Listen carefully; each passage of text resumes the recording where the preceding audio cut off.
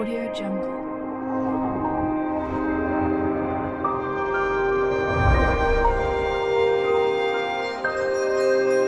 Audio Jungle.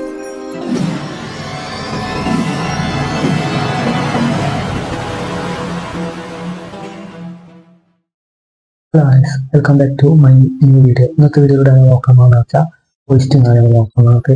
വീഡിയോയിൽ നമ്മൾ scope ചെയ്യുന്ന കോൾ സ്റ്റാക്കും ലോക്കൽ സ്കോപ്പ് അങ്ങനെ കുറേ ഗ്ലോബൽ സ്കോപ്പ് ചില കാര്യങ്ങൾ നോക്കിയിരുന്നു ഇതുമായിട്ട് റിലേറ്റ് ചെയ്തിട്ടുള്ള. അപ്പോൾ ഈ ഒരു വീഡിയോയിലൂടെയാണ് നമ്മൾ ഹോസ്റ്റിംഗിലേക്ക് കിടക്കാൻ പോകുന്നത്. ഏറ്റവും പറയാനില്ല, അപ്പോൾ നമുക്ക് എന്ത് ചെയ്യാം, ഇതിലേക്ക് കിടക്കാം.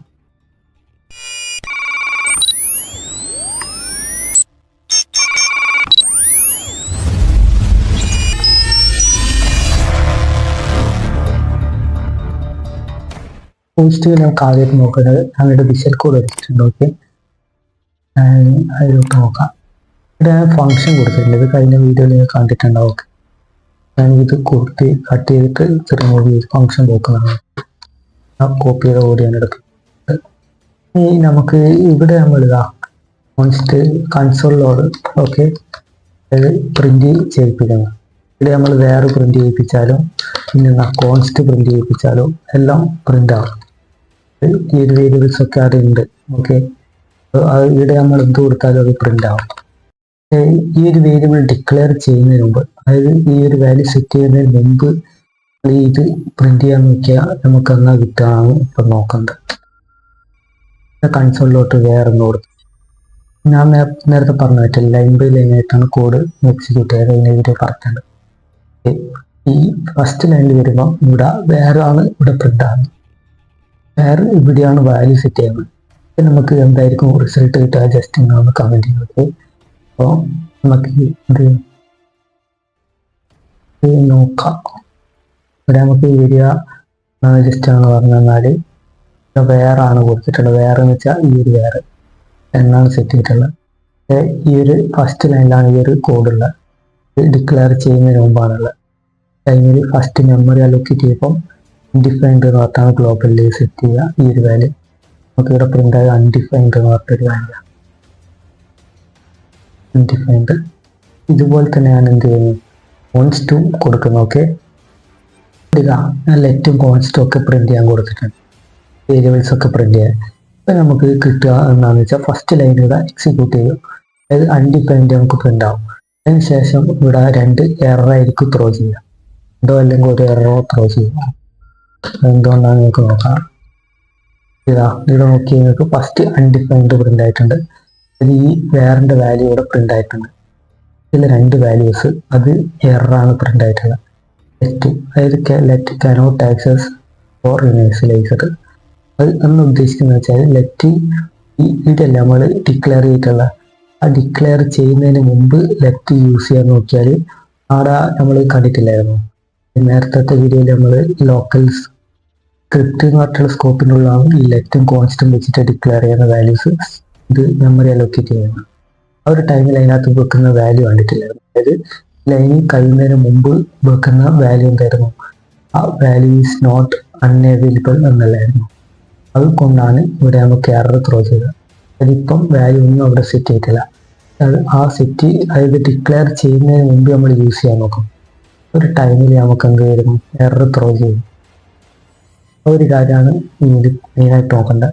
ഇതൊന്ന് ഹോസ്റ്റിംഗ് എന്ന് വെച്ചാൽ വാല്യൂ ഡിക്ലെയർ, അതായത് ഒരു വേരിയബിൾ ഡിക്ലെയർ ചെയ്യുന്നതിന് മുമ്പ് നമ്മൾ ആ ഒരു വേരിയബിളിനെ യൂസ് ചെയ്യാൻ നോക്കും. ഒരു കാര്യത്താണ് ഹോസ്റ്റിംഗ് എന്ന് പറയുന്നത്.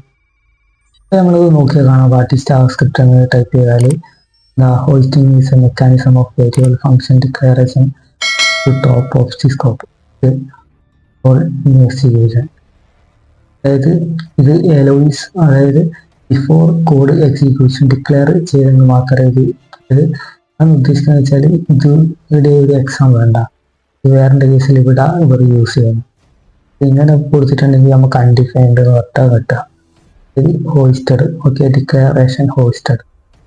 ഇവിടെ ഇപ്പം ഡിക്ലെയർ ചെയ്യുന്നതിന് മുമ്പാണ് നമ്മൾ യൂസ് ചെയ്യുന്നത്. ആ ഒരു ഫേസ് കാണുന്നില്ലേ, അങ്ങനെ യൂസ് ചെയ്ത് നമുക്ക് റിസൾട്ട് കിട്ടില്ല. അതായത് 10 എന്ന് പറഞ്ഞിട്ട് കിട്ടില്ല, അൺഡിഫൈൻഡ് എന്ന് പറഞ്ഞിട്ടാണ് വരിക.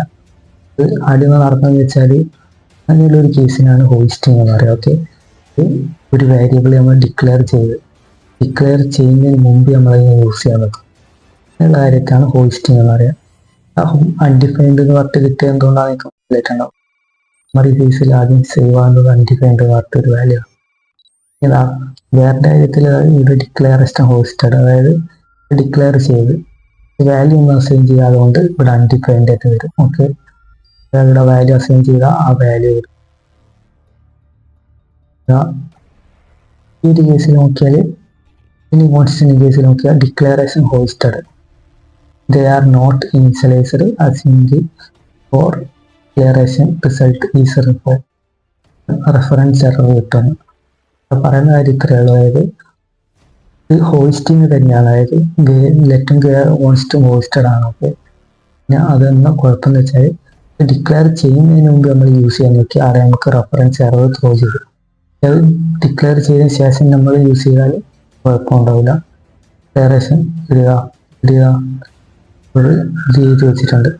ഈ ഒരു കേസിൽ എന്താണെന്ന് വെച്ചാൽ ഡിക്ലറേഷനുകൾ നടക്കുന്നുണ്ട്.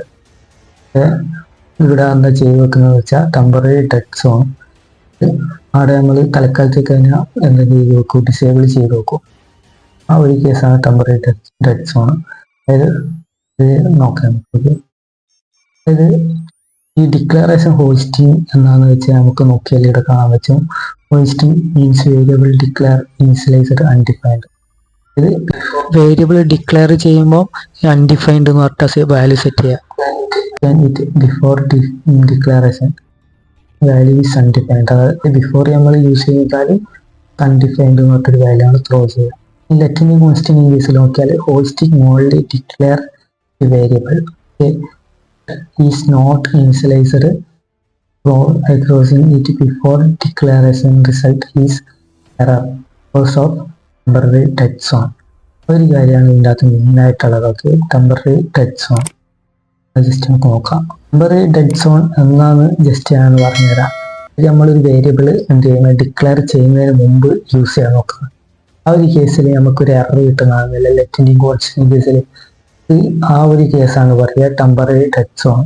അവിടെ നമ്മൾ നേരത്തെ മെമ്മറിൻ്റെ കാര്യത്തിൽ കണ്ടിട്ടുണ്ടാവും. അവിടെ നമുക്ക് എന്തായിരുന്നു വാല്യൂ ആയിട്ട് സെറ്റ് ചെയ്യുന്നുണ്ട്, വാല്യൂ ഈസ് അൺഅവൈലബിൾ. ആ ഒരു സിറ്റുവേഷനിൽ വാല്യൂ അൺഅവൈലബിൾ ആണെന്നാണ് അവിടെ പറഞ്ഞത്. അതിനർത്ഥം ആ ഒരു വാല്യൂ ആ ഒരു ഇത് ഡിക്ലെയർ ചെയ്യുന്നതിന് മുമ്പ് വരെ നമുക്ക് യൂസ് ചെയ്യാൻ പറ്റില്ല, പക്ഷെ അതിന് ശേഷം യൂസ് ചെയ്യാം.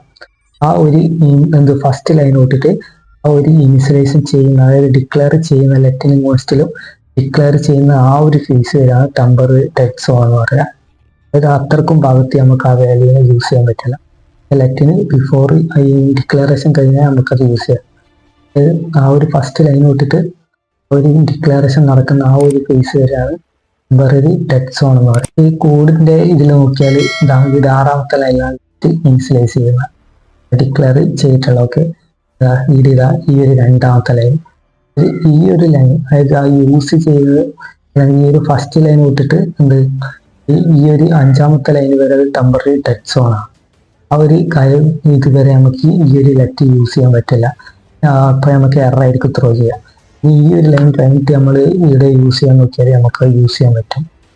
അതായത് ഈ ഒരു ഫേസ് തൊട്ടിട്ട് ഈ ഒരു ഫേസ് വരാം ടെമ്പററി ഡെഡ് സോൺ എന്ന് പറയുന്നത്.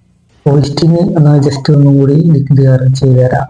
ഒരു വേരിയബിൾ അത് ഡിക്ലെയർ ചെയ്യുന്നതിന് മുമ്പ് നമ്മൾ എന്ത് ചെയ്യുന്നു, അതിനെ യൂസ് ചെയ്യാൻ നോക്കുന്നു. ആ ഒരു കാര്യത്താണ് ഹോസ്റ്റിംഗ് എന്ന് പറയുന്നത്. ഓക്കെ, ഹോസ്റ്റിംഗ് ലെറ്റും വേറും കോൺസ്റ്റന്റും മാത്രമല്ല ഫംഗ്ഷന്റെ കേസിലുണ്ട്. ഞാൻ ഫംഗ്ഷന്റെ വീഡിയോയിലായിരിക്കും ഡിസ്കസ് ചെയ്യുന്നുണ്ട്. ഓക്കെ, ഫംഗ്ഷൻ ഒരു ടൈപ്പ് ഒന്നല്ല, കുറെ ടൈപ്പ് ഉണ്ടാവുക പറയാനായിട്ട്. ഇവിടെ കോൺസ്റ്റന്റ് കേസിൽ എടുത്താലും ഇത്രക്കും കേസിൽ ടെമ്പററി ഡെഡ് സോൺ ആണ് ഇത്രക്കും വരാം.